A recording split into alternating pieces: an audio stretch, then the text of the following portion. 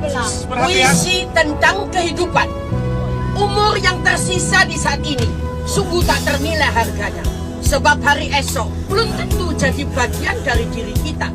Sebab itu, jika hari berlalu namun tiada kebaikan yang kita lakukan, maka akan keringlah batin kita. Jangan tertipu dengan usia muda, karena syarat untuk mati tidaklah harus tua. Jangan terperdaya dengan badan sehat, karena syarat untuk mati tidaklah harus sakit.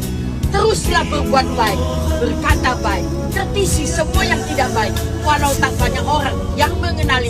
Namun kebaikan dan kebajikan yang kita lakukan akan menentukan kita pada kebahagiaan dan akan dikenang oleh mereka yang akan kita tinggalkan. Selamat berjuang, saudara!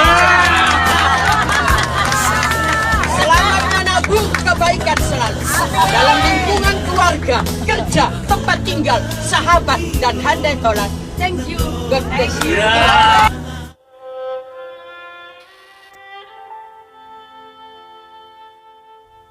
Shalom. Selamat pagi. Sate pagi hari ini bertemakan Selamat menabur. Dengan keranjang berisi benih di tangan seorang petani, berjalan menaburkan benih di ladang di tepi Danau Galilea. Pemandangan itulah yang mungkin memicu ilham Tuhan Yesus untuk bercerita.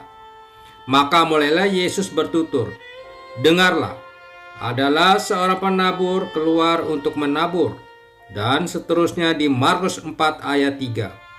Menarik bahwa Yesus memakai perumpamaan tentang seorang petani yang menabur benih ketika ia mengajar tentang datangnya dan tumbuhnya kerajaan Allah. Menarik, sebab ada banyak persamaan antara proses pendidikan dan penaburan benih. Seorang pendidik, misalnya orang tua, guru, pendeta, atau lainnya, adalah ibarat seorang penabur. Setiap hari ia menabur rupa-rupa benih. Benih kepribadian, disiplin, perilaku, iman, ilmu, pelayanan, kejujuran, keuletan, kemandirian, moral, benih belas asih, dan sebagainya. Sama seperti seorang petani, titik berangkat seorang pendidik adalah optimisme dan pengharapan. Petani menabur benih karena ia optimis bahwa benih itu akan jadi. Kita mendidik sebab kita mempunyai optimisme bahwa tiap orang bisa belajar dan bertumbuh. Optimisme tentunya disertai sikap realistis. Tidak semua benih tumbuh subur. Ada benih yang jatuh di tanah yang keras dan berbatu. Ada pula yang jatuh di tanah yang gembur. Demikianlah juga tidak semua bahan didikan tumbuh subur dalam diri nara didik.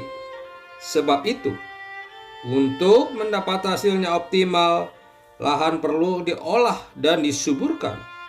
Benih pendidikan akan tumbuh subur bila lahannya kondusif. Misalnya, sikap pendidik yang menghargai prakarsa tentu lebih kondusif bagi pertumbuhan benih kepemimpinan daripada sikap otoriter, di mana orang hanya menunggu petunjuk dari atasan. Menabur benih pun perlu banyak tindak lanjutnya. Setiap hari tanaman itu perlu disiram, tanahnya perlu digemburkan, rumput liar di sekitarnya dicabut, hama pengganggu disingkirkan, secara periodik perlu diberi pupuk, dan lain sebagainya. Semua itu perlu dilakukan secara teliti, tekun, dan sinambung. Seorang penabur memang berjerih payah. Ia mau berlelah dan bersusah. Bukankah seorang pendidik pun demikian? Sama seperti seorang penabur, seorang pendidik pun perlu sabar. Tidak mungkin hari ini menabur, lalu besok menuai. Perlu waktu yang cukup lama untuk memperoleh hasil. Pendidikan selalu terjadi dalam proses jangka panjang. Tidak ada pendidikan yang bisa terjadi secara mendadak. Tidak bisa kita mengubah sifat malas dalam 1 minggu atau memperbaiki kepribadian dalam 1 hari. Tidak bisa kita berharap orang mengambil keputusan untuk mengikut Yesus hanya dengan sekali berkhotbah. Penabur dan pendidik adalah orang yang optimis dan idealis. Tetapi jangan kira bahwa ia bebas dari rasa cemas atau was-was. Ia khawatir apa benihnya akan bertumbuh dengan baik. Soalnya, ia tidak berdaya apa-apa untuk menumbuhkan benih itu. Memang ia sudah mencangkul dan menyuburkan lahan. Memang tiap hari ia menyiram. Tetapi pertumbuhan benih itu betul-betul berada di luar batas kemampuannya. Pertumbuhan benih bukan bergantung dari penabur, melainkan dari faktor lain. Akan tetapi, justru adanya faktor lain itulah yang menyebabkan seorang penabur atau pendidik bisa merasa lega. Apa faktor yang lain itu?